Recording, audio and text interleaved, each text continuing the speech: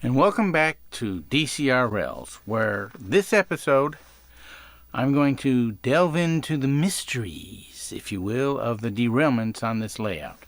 I really thought with that little paperclip hack that I did in the last video that I resolved my derailment issues.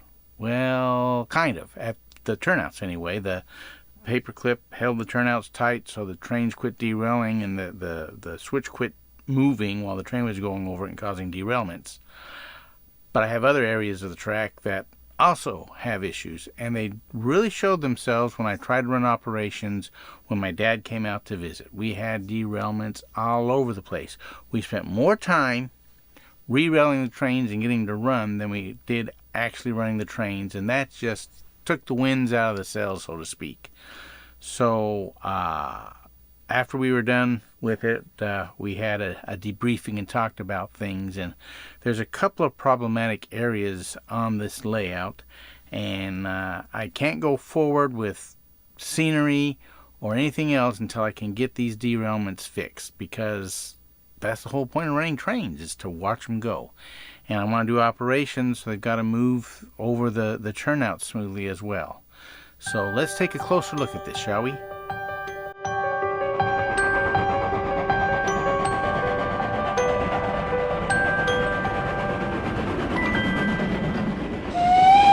So first of all, I want to thank everybody's comments and views on the last video where I did that paperclip hack. This turnout that here, it resolved a lot of the problems that I had. So the paperclip worked. The cars are no longer derailing on the turnout where the switch is. Paperclip's holding things in place, and that's working great. But I have other issues with the derailments. So what do I do now? I'm glad you asked. And who are you? I'm Detective Trackside. Or Inspector Trackside, depending on what you prefer. Okay, so what are you doing here? Well, have you considered the trackwise approach, my dear human? It's elementary, you see. The trackwise approach? I'm all ears. First rule of railroading detective work: if the track ain't straight, the trains won't cooperate. This turnout needs a tad more elbow room. Well, that's what the viewers said in the comments, as well as my dad, after we had this debriefing after the operating session. Elbow room, you say? Well, it's a turnout, not a dinner party. Ah, but just like a dinner party, a little space can prevent quite the commotion. Moving the turnouts back will straighten things out and keep your rolling stock on the rails. No more derailment drama. That actually makes sense. So, how far back are we talking? Just a smidgen. Enough to smooth the transition, but not so much as it needs its own zip code. Got it. Just a smidgen. And here I was ready to relocate. Wow, I can't get anything out. I'll relocate to the next county. Ha ha! Silly human, you can't speak well, can you? Well, patience and precision, my friend, like solving a mystery. The devil's in the details, or in this case, the derailments. All right, Detective Trackside, let's move these turnouts and resolve this derailment once and for all. Splendid! And remember, in the world of model railroading, every millimeter matters. All right, I'll take it from here. And who knows, maybe I'll earn my own detective badge.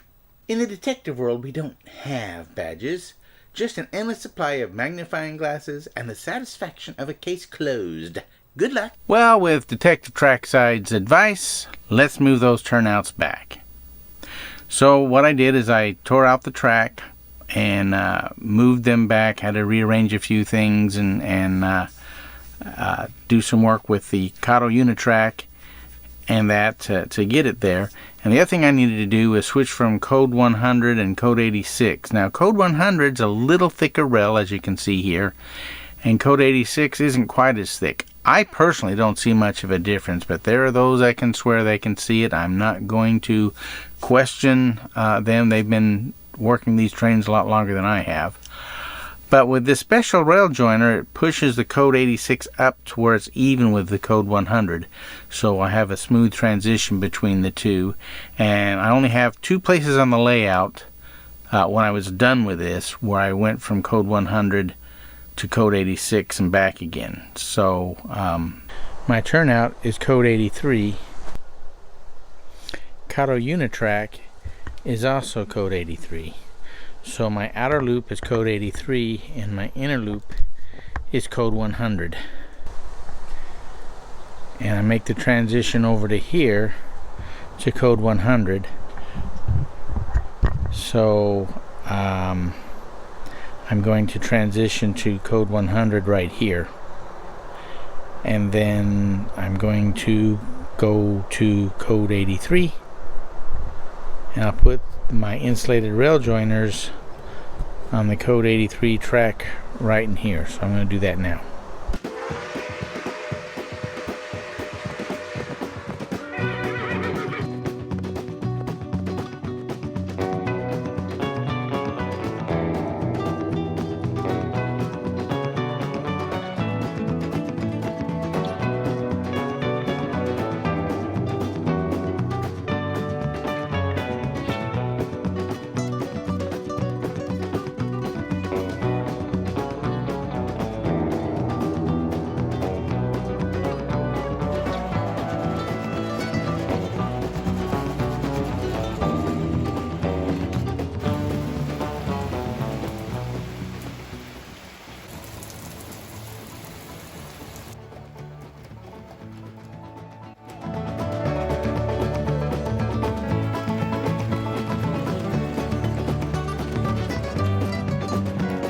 One side that goes to the camas, as I call it, the camas side of the layout, I put it together, but it looked kind of wonky. I used the turnouts, the little track that came with the turnouts, and joined them together, but that didn't look realistic at all. So I tore that out and did it a third time, and as I say, third time's a charm.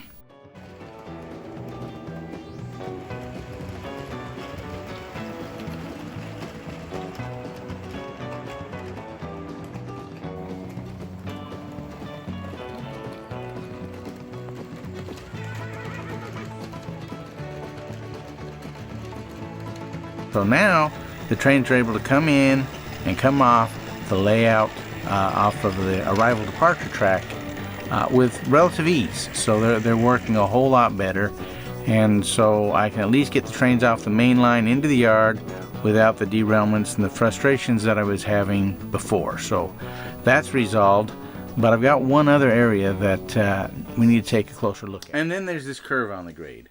I thought using the Kato track here was a stroke of genius, but the transitions from code to 100 to code 83 and back again, it's just not working out. Ah, the plot thickens, as they say. But fear not, good mysteries has its twists and turns, quite literally in this case. Well, I've got the code 100 track to replace this Kato code 83. I just hope it smooths this thing out. But that's where the art of seamless transitions comes into play. Just as a skilled author weaves a narrative from one chapter to the next, so too must you blend these tracks. The Code 100 curve will provide the continuity your trains crave. It sounds so simple when you put it that way. I need a smooth transition, and I really need out of this derailment dilemma. Understandable concerns, my friends, but remember, every railroader is part author, part engineer. With a bit of finesse and careful planning, your layout will read like a bestseller.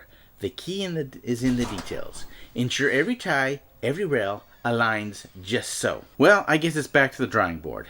Measure twice and lay track once.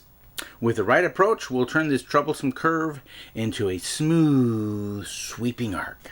Exactly. And should you find yourself in need of a second opinion, my magnifying glass and I are at your service.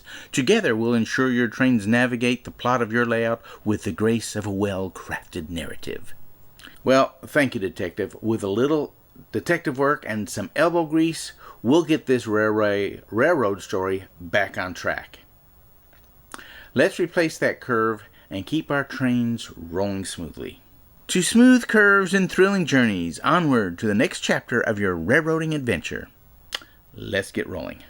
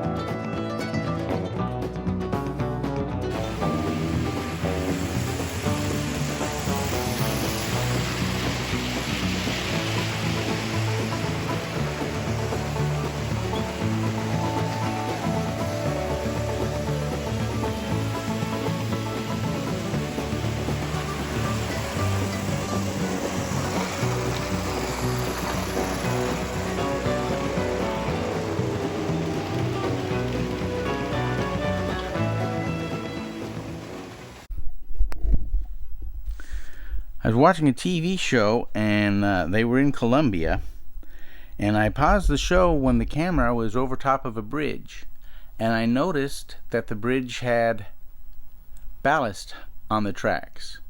So I went back and looked at my handcrafted bridge that I built out of craft sticks, and I decided I would lay the cork over this, and I'll put ballast on it as well. Where I've seen it on a prototype, I'll add that to the layout here. I think that'll make a nice touch. Plus, the trains are running a whole lot smoother over this now. Well, if you enjoyed this railroading adventure, be sure to give it a thumbs up, share it with your fellow hobbyists, and if you haven't already, join the DCR Rails community by hitting that subscribe button. Together, we're not just building a layout, we're crafting a world. Special thanks to Quality Studios for their help in creating Detective Trackside. Thank you to all of you who took the time to comment on my last video. The likes and subscriptions are very much appreciated. And thanks to your comments, I was able to figure out some of the derailment issues and things that I was having besides the paperclip fixing the turnout. There were other deeper issues. And taking the time to dive deeper and finding out these things and resolving them do make for the trains to run better. And that's what it's all about.